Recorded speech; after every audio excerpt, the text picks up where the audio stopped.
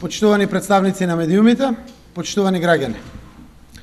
Вчера ветив дека до крај ќе разобличиме кој е главниот креатор на криминалите во државата, поради кој пати нашиот народ. Таткото на криминалите во Македонија не е никој друг, туку Никола Груевски.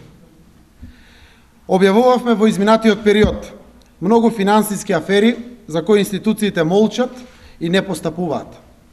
Чекаат македонската јавност да заборави, додека институциите наводно работеле. Сите тие афери водеа кон врвот на власта, кон најблиските луѓе на Груевски, но пропагандната машинерија секогаш успеваше да го држи Никола Груевски надвор од сите приказни. Не знаел, не бил вмешан, тој е честниот, тој е невин, зад грб му работеле. Еве денеска го отварам најголемиот предизвик пред институциите во државата. Им давам ексклузивна можност да докажат дека Македонија е правна држава и дека законите важат и за Никола Груевски, како што важат за останатите граѓани. Се почнува од криминалниот модел што го воспоставил Никола Груевски и од тогаш наваму се шири тој за него успешен модел кој денеска финансиски ја клекна на колена Република Македонија. Овој модел денеска контролира се во државата. Господине Груевски, јас те повикувам на македонската јавност, ти лично да ја одговориш.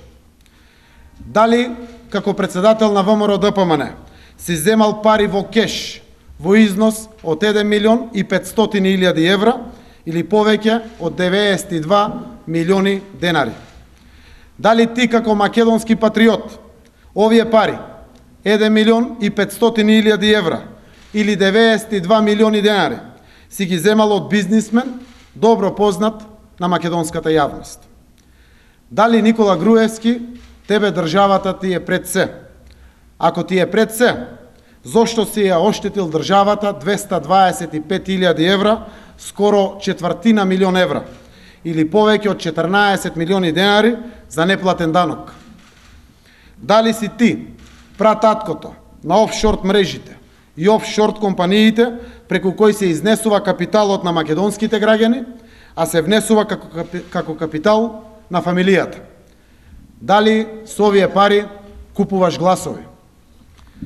Никола Груевски, бидејќи си мераклија на граѓаните и на државната администрација, да им држиш лекција по етика, еве ти можност да ја ме одржиш најважната лекција. Лекција по искреност. Биди искрен со македонската јавност, излези на пресконференција и кажи си што ти ја мачи совеста, ако воопшто имаш совест. Кажи го тоа поради кои твои блиски соработници не спијат веќе долго време.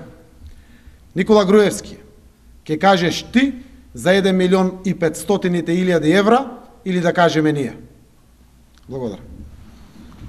Повелете прашање доколку. Повелете.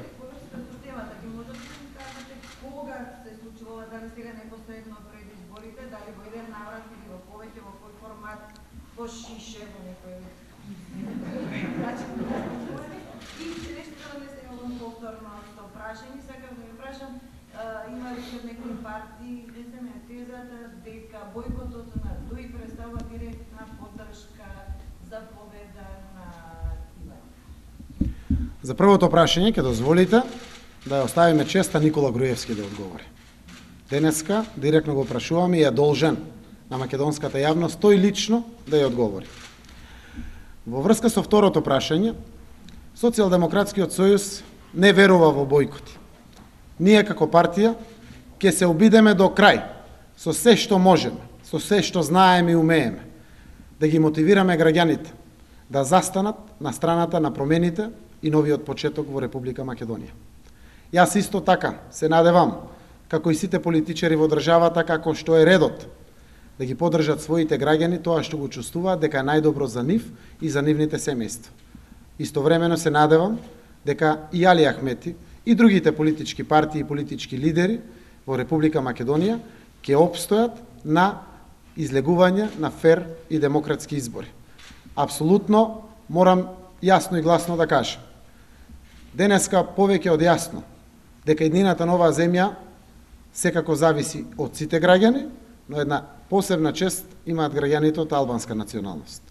Секако тие знаат дека и текако многу од нив зависи кој ќе биде идниот председател на државата. Тоа е нивно право, секако тоа е и нивна обврска. Сите овие наши сограѓани, без разлика дали се македонци, албанци, турци, роми, власи, срби, бошњаци, сите имаат и право и одговорност кон оваа наша заедничка Македонија. Други прашања повелете? Ова значи дека кампањата продолжува со исти интензитет и во наредните времена? Апсолутно, агендите се веќе поставени. Денеска јас, Пендаровски, Радмила Шекеринска сме аеродром Кисела вода Карпош, утре сме веќе во внатрешноста на Македонија. Новината, која што вчера штабот ја утврди, одиме со заеднички каравани. Заради тоа што логично, сега не се само председателски избори, туку се и председателски парламентарни избори. Продолжувате и митинзи?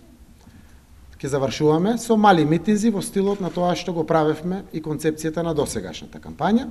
Секако, нашата цел ќе биде да го мотивираме овој огромен процент на граѓани кој што не излегол на гласање, каде што гледаме одличен резервоар и за Стево Пендаровски и за Социјалдемократскиот сојуз, кој што ќе ја донесе победата, а секако и граѓаните од албанска националност, кои што во првиот круг не излегоа, а се исто така огромен потенцијал на гласачи, од кои што, нели, како граѓани на Република Македонија, од сите нас зависи иднината на нашата земја.